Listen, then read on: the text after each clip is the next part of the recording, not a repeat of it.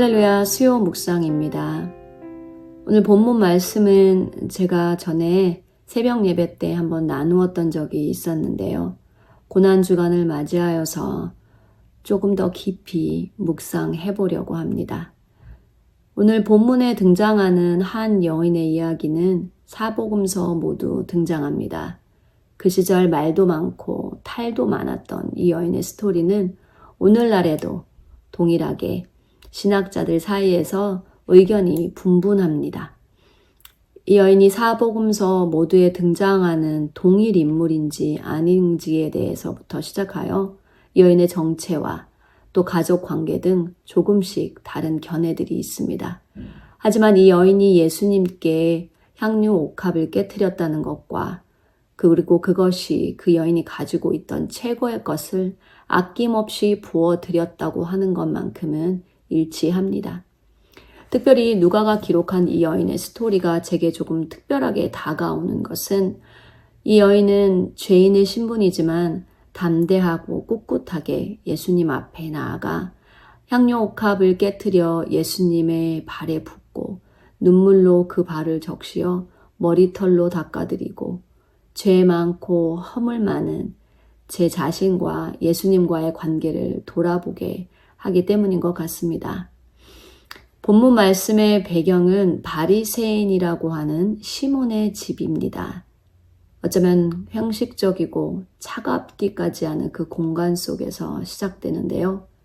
시몬은 예수님을 초대하였지만 최소한의 환대조차 하지 않았습니다. 반면 이 죄 많은 여인은 진실한 회개와 사랑으로 예수님께 나아가 가장 귀한 것을 아낌없이 드리는 모습을 볼 수 있습니다. 사람들은 이 여인을 판단했고 그녀의 행동을 의심했으며 예수님께서 그녀를 받아들이시는 모습까지도 비판하였습니다. 그러나 예수님은 오히려 그녀의 사랑과 회개를 귀히 여기시며 그녀가 많은 죄를 용서받았기 때문에 더욱 깊이 사랑한다고 말씀하십니다. 오늘 이 말씀을 통해 우리는 형식과 외식이 아닌 진실된 마음과 사랑이 예수님께 얼마나 귀한 것인지를 함께 나누고자 합니다. 이 집 주인인 바리새인 시몬은 예수님을 초대했지만 예수님께 발 씻을 물이나 입맞춤이나 감람유도 부어드리지 않았다고 성경은 기록하고 있죠. 형식은 있으나 예수님을 향한 사랑은 없어 보입니다. 하지만 죄 많은 이 여인이 그 자리에 들어서고 바리새인 시몬은 이 여인의 죄를 분명히 알고 있었습니다. 이 여인의 죄는 간음죄였다고도 하고 또 어떤 신학자들은 이 여인은 매춘부였다고도 합니다. 중요한 것은 형식과 겉으로 보이는 것이 중요했던 바리새인에게 이 여인, 한 여인이 그 자리에 들어온 것도 불쾌했겠지만 죄인의 신분으로서 예수님께 다가가 예수님을 만지는 행위 자체가 잘못된 것이라고 판단하고 비판했을 뿐만이 아니라 그것을 허용하시는 예수님까지도 판단하는 모습을 39절에서 볼 수 있습니다. 이 사람이 만일 선지자라면 자기를 만지는 이 여자가 누구며 어떠한 자 곧 죄인인 줄을 알았으리라 하거늘 하는 이 말에서 볼 수 있지요. 바리새인뿐만이 아닙니다. 예수님의 제자들은 붕괴하며 이 여인의 행실이 어떤 의도로 이렇게 하였는가 하고 되물었고 가룟 유다는 이 향유 옥합을 팔아서 가난한 자에게 나누어 주는 게 낫겠다고 생각하였지요. 그런 눈길 속에서 이 여인은 개의치 않고 부끄러움과 판단과 정죄보다 더 큰 믿음과 사랑으로 예수님께 나아갔습니다. 그리고 눈물을 하염없이 흘렸습니다. 이 여인의 믿음은 확실해 보입니다. 저곳에 앉아 계시는 예수님이 메시아라는 것과 자신의 많은 죄를 용서해 주실 분이라는 것을 믿고 있었습니다. 그리고 그녀의 믿음은 행동으로 옮겨졌습니다. 이때 예수님이 비유로 시몬에게 말씀하십니다. 500데나리온을 빚진 자와 50데나리온을 빚진 자 중 둘 다 탕감을 받았는데 누가 더 사랑하겠느냐? 많이 탕감을 받은 자라고 시몬이 대답합니다. 그렇습니다.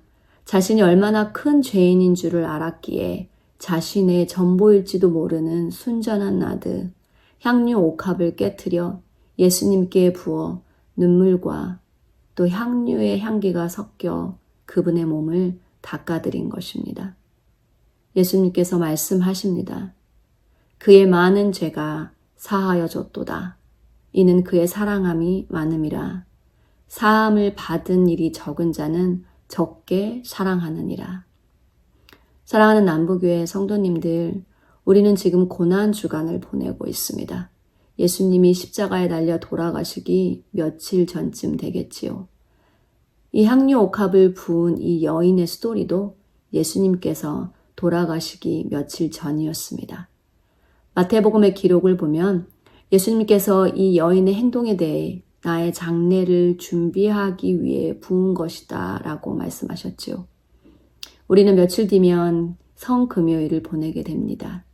이 여인이 예수님의 장례를 준비한 것처럼 우리는 이미 우리의 죄를 위해 돌아가신 예수님의 사랑을 경험한 자들일진데 우리가 준비해야 되는 것은 무엇이 있을까요?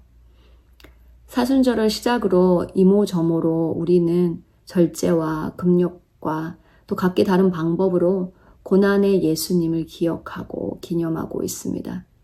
깊이 묵상해 보기를 원하는 것은 혹시 나는 겉으로는 예수님을 환영하였지만 사랑 없이 형식적으로만 있던 바리새인은 아니었는지, 아니면 여전히 자신의 이익만을 생각하며 경건을 가장한 가롯 유다는 아니었는지, 아니면 단지 방관하며 수군거리던 제자들처럼 예배의 본질은 잊은 채 살아가고 있는 것은 아닌지, 이 수요 묵상 시간에 깊은 묵상이 있게 되기를 소망해 봅니다. 우리는 그 누구도 아닌 더 많이 용서받은 자로 살아가야 될 사람들입니다. 한 주간 동안 새벽 예배로 고난 주간을 보내고 있습니다. 이 여인처럼 주님 앞에 나아가 우리의 향유 옥합을 깨트려 예수 그리스도의 장례를 준비해 봅시다. 우리가 예수님께 드릴 수 있는 향유는 회개하지 못했던 완악했던 마음과 사람들의 눈을 의식하여 외식하고 숨겨왔던 죄, 특별히 용서받은 자로서, 더 많이 용서받은 자로서 더 많이 이웃을 용서하지 못하고 더 많이 사랑하지 못한 것과 형식은 있지만 예수님을 향한 사랑은 식어버린 이 예배가 우리의 마음을 깨트려 주께 부어드리기를 소망합니다. 예수님께서 받으시는 제사는 상한 심령이라고 하셨으니 우리의 이 연약한 마음을 들여 기쁘게 받으실 것을 믿습니다. 한 주간 동안 예수 그리스도를 사랑하시는 그 마음이 우리 안에서 다시 한번 회복되고 금요일 날 예수님의 죽음을 묵상하는 그때에 예수님의 사랑과 은총이 2배로 우리에게 부어지게 되기를 기도합니다.